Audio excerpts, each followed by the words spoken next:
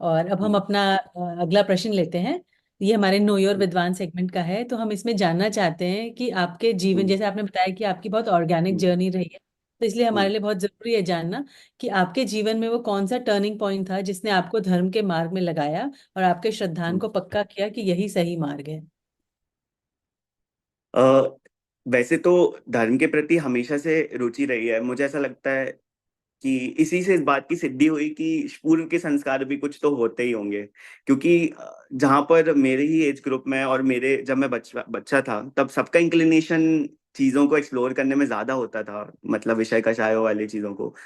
तब मेरा इंक्लिनेशन धर्म के प्रति हमेशा बहुत ज्यादा रहता था, तो मैं भी कुछ आश्चर्य करता था कि ऐसा क्यों, मेरा इंटरेस्ट क्यों है। उस टाइम पे तो मैं ऐसे भी सोचता था कि एकदम मुझे फोमो होता था कि मेरा इंटरेस्ट इस तरफ क्यों जा रहा है, मतलब मैं खुद सरप्राइज होता था।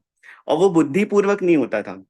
तो मुझे समझ में आया कि शायद पूर्व में कुछ ऐसा अभ्यास है जो मुझे वहां इतनी रुचि उत्पन्न कर रहा है। और जैसा भाव का भी हम भाव भाषण की बात कर भी रहे थे, तो शास्त्रों में भाव का अर्थ ये भी एक लिया गया है कि आत्मा की रुचि, उसको भाव बोलते हैं। तो फिर उसके बाद मतलब गर्भ संस्कार भी ऐसा था। जैसे हमारी जो, मैंने बताया भी था कि हमारी जो माता श्री थी, तो जब हम गर्भ में थे तब वो मतलब शुल्लक ध्यान सागर जी आए थे हमारे क्षेत्र में। तो उनके भक्तांबर के प्रवचन चलते थे, तब वो वहां पर रोज जाती थी सुनने के लिए। तो तभी बहुत बचपन में मुझे उनसे बहुत ज्यादा लगाव भी था कि जो तत्व और स्वाध्याय वो करते थे वो मैं सुनता भी था पहले। वहां से धर्म की शुरुआत हुई। मेरी दादी जी जो थी, तो हमेशा मुझे ये भी समझ में आता है कि हमारे बुजुर्गों का कितना बड़ा रोल होता है धर्म के संस्कार को इम्पार्ट करने में। तो मेरी नानी और दादी दोनों ही, तो बचपन में हमें कहानियां सुनना कितना अच्छा लगता था। तो अभी एक प्रश्न आपका ये भी था कि स्वाध्याय में पॉजिटिव माइंडसेट कैसे रखे। तो स्वाध्याय को ही इतना प्लेफुल क्रिएटिव बना दो कि उसमें अपने आप पॉजिटिव माइंडसेट हो। ऐसा होता है ना, बच्चों को पढ़ाने के लिए आजकल नई नई टेक्निक्स आ रही है जहाँ वो उनको खेल के साथ पढ़ा रहे हैं। तो स्वाध्याय में भी ऐसे नए नए क्रिएटिव वेज रखने चाहिए। कोई वीडियोस के थ्रू बता रहे हैं, सोशल मीडिया में चल ही रहा है। एक मोनोटोनस वे से मन तो थोड़ा सा मन को तो भी करना पड़ता है, क्योंकि अभी हमारी भूमिका ऐसी है। तो वहां पर नानी और दादी हमें कहानियां सुनाया करती थी। उन कहानियों में प्रथमानियों की कहानियां होती थी कि ये कौए, भील ने कौए का त्याग किया, ये दीपायन मुनि की कहानी। तो ऐसे सुन के इतनी रुचि होती थी कि उनको परेशान कर देते कि वो नई कहानियां नहीं ढूंढ पाती थी कि आज हम क्या नया सुनाए तुम्हें। तो उससे पूरा प्रतिमान योग हो गया था हमारा। तो हमारी दादी नानी जितने भी बड़े लोग हैं, उनका कर्तव्य है कि जो छोटे छोटे बच्चे हैं उनको आप रात को जब सोने से पहले, क्योंकि उस समय हमारा अवचेतन मन बहुत एक्टिव होता है, सारी प्रतिमानियों की एक एक कहानी सुनानी है। तो उन बच्चों का भी स्वाध्याय होता रहेगा। और उसके बाद कर्म सिद्धांत के प्रति रुचि आई। आप देखिए कि कैसे सीक्वेंस बाय सीक्वेंस ही रुचि आती जा रही है। फिर उसमें मैं हमेशा तब उस समय पर बहुत सारे ग्रंथ, जो बड़े बड़े ग्रंथ है उस समय भी देखना शुरू कर दिए, जैसे सरवार सिद्धि आदि ग्रंथ है। तो उसमें कर्म का बंध कैसे होता है जीव को, तो उसको विज्ञान से रिलेट कर करके मैं लिखता भी था पहले। कि जैसे मैग्नेटिक फील्ड होती है तो एक 3 स्टेप प्रोसेस होती है। पहले मैग्नेटिक फील्ड क्रिएट होती है, फिर जो धातु होते हैं, आयरन पार्टिकल्स होते हैं, वो अट्रैक्ट होते हैं। कर्मबंध इज ऑल्सो 3 स्टेप प्रोसेस। पहले आत्मा अपने विकारी भाव करता है, राग द्वेष आदि, फिर उन भाव से कर्मबंध होते हैं। अगर उसको 3 स्टेप नहीं रखोगे तो डायरेक्ट संबंध बैठ जाएगा कि आत्मा ने कर्मबंध करे। और अगर डायरेक्ट संबंध बैठ गया तो आत्मा कभी मुक्त हो ही नहीं पाएगा, क्योंकि उसकी उसका स्वभाव जो है उससे विपरीत है ना। तो ऐसे समझ समझ के और पढ़ने लग गया। ध्यान में बहुत ज्यादा मतलब रुचि अभी भी है। तो कभी भी बचपन में ही मैं ऐसे बैठ के बहुत आधे घंटे ऐसे बैठ करके बस ध्यान में ही रहता था। अच्छा लगता था, शांत हो जाता था सब कुछ उस वे में, मतलब।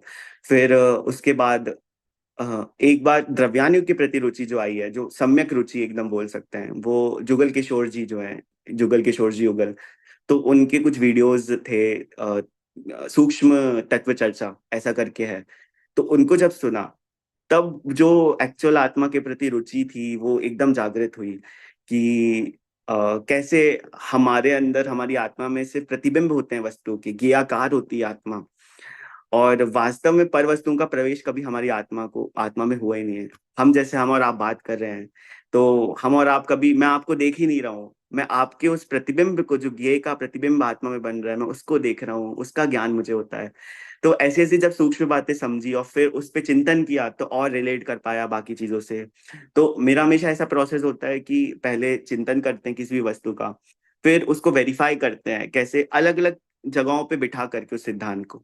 अगर वो सब जगहों पे बैठ जाता है वो सिद्धांत, जैसे वो फॉर्मूला फिट हो जाता है, मतलब कि चिंतन सही इस धारा में जा रहा है, तो उसको फिर और आगे बढ़ाते हैं। तो ऐसे स्व परीक्षा करते करते स्वाध्याय की पद्धति को आगे बढ़ाया। और टर्निंग पॉइंट एज इन कुछ नहीं बोल सकते, क्योंकि ये बहुत सब्जेक्टिव है, ऑर्गेनिक है, और एक ग्रेडियंट है एक, कि आत्मा की रुचि लगातार बढ़ती जा रही है। इष्टोपदेश में भी आता है ना, जैसे यथा यथा न रोचन्ते विषया सुलभाति, तथा तथा समायाति संवित्तो वृत्तमुत्तमम, कुछ ऐसा आता है कि ये यथा यथा होता है, मतलब कि जैसे जैसे जैसे जैसे आत्मा की रुचि बढ़ती है, वैसे वैसे वैसे वैसे विषयों के प्रति रुचि घटती जाती है।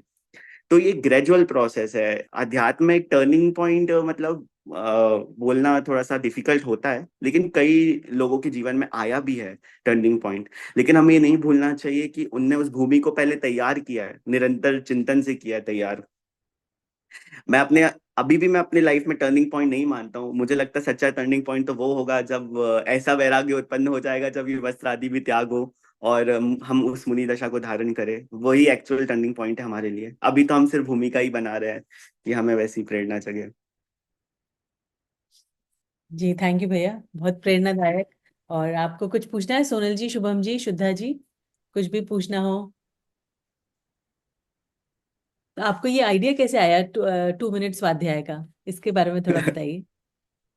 हाँ, वैसे तो ये विडंबना थी कि मैंने एक चीज पढ़ी थी, एक रिसर्च पेपर पढ़ा था कि इंसान का जो अटेंशन स्पैन है वो लगातार कम होता जा रहा है। मतलब 2000 सन 2000 में इंसान का एवरेज अटेंशन स्पैन था 12 सेकंड, और अभी वो कम होकर के 8 से 10 सेकंड हो गया है। मतलब इंसान इतनी देर सुन सकता है। अब मुझे नहीं पता कितने लोगों ने मेरी बात सुनी होगी क्योंकि लोगों का अटेंशन स्पैन ही कम हो चुका है। तो आप इस बात को समझिए कि हम अभी स्वाध्याय तो बहुत अच्छा कर रहे हैं, सभी लोग सब जगह तत्व चर्चा हो रही है। अब उन वीडियोस पे आप व्यूज देखिए कितने आते हैं, 10 15 ऐसे, बहुत कम होते हैं मतलब जो कर पाते हैं। तो इसका ये मतलब है कि लोगों की पात्रता ही इतनी हो गई है कि वो सुन ही नहीं पाते हैं इतना। फिर उस पे चिंतन कर पाना, उस पे तत्व चिंतन हो पाना, निर्णय हो पाना, ये तो बहुत दूर की बात है। तो मैंने सोचा कि अभी इनको पहले इस लेवल से रुचि तो उत्पन्न करी जाए कि यहाँ से भी बढ़ के कुछ है। तो मैंने उन्हीं की कमजोरी में से वो चीज निकाली कि चलो अब लोग 2 मिनट ही सुन पाते हैं, तो 2 मिनट में ही उनको तत्व ज्ञान दे दिया जाए जितना हो सकता है। किसी की वहां रुचि बन जाए तो वो यहाँ से फिर 2 मिनट उसके मतलब वो बन जाए, मतलब उसके लिए निमित्त बन जाए धर्म के लिए। वैसे तो हमारे अध्यात्म मार्ग में समय का इतना ज्यादा वो होता नहीं है, क्योंकि जहाँ एक और बाहुबली भगवान वर्षों तक खड़े होकर तपस्या कर रहे हैं, वहां भरत चक्रवर्ती अंतर मुहूर्त में वो सब काम कर लेते हैं। तो वो 2 मिनट भी किसके लिए साल तक हो जाए वो हमें नहीं पता। तो जिसके पास समय ना हो, जिसको थोड़ा सा लंबा लंबा सुनना बोरिंग लगता हो, तो उसके लिए मैंने सोचा कि शायद उसके लिए कारगर हो, इसलिए प्रेरणा आई मुझे 2 मिनट